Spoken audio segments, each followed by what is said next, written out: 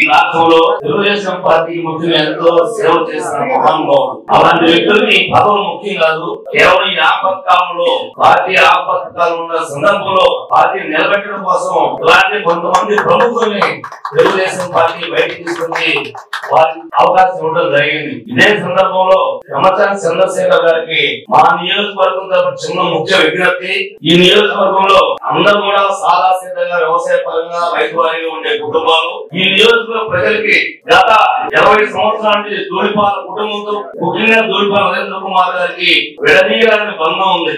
ఇవాళ రాష్ట్ర స్థాయిలో నరేంద్ర కుమార్ గారు జగన్మోహన్ రెడ్డి మీద ఫైట్ చేస్తా ఉన్నారు. గత 5 సంవత్సరాలు ముఖ్యంగా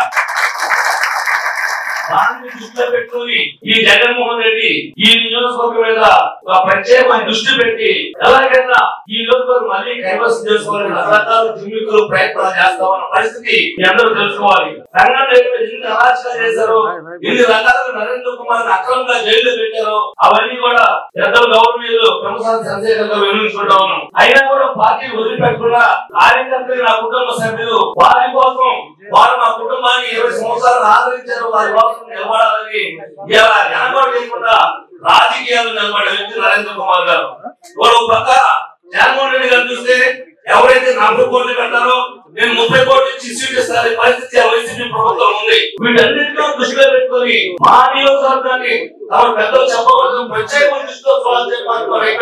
ఎందుకంటే మా దాడి ఈ జిల్లా నాయకులతో కాదు, రాష్ట్ర ముఖ్యమంత్రిగా దాడి చేస్తున్నాం. దానికోసం ఎలక్షన్ కూడా నానా రకాల అన్ని రకాలు కూడా మా మీద దాడి చేసి సిద్ధం చేసే పరిస్థితి ముఖ్యమంత్రి.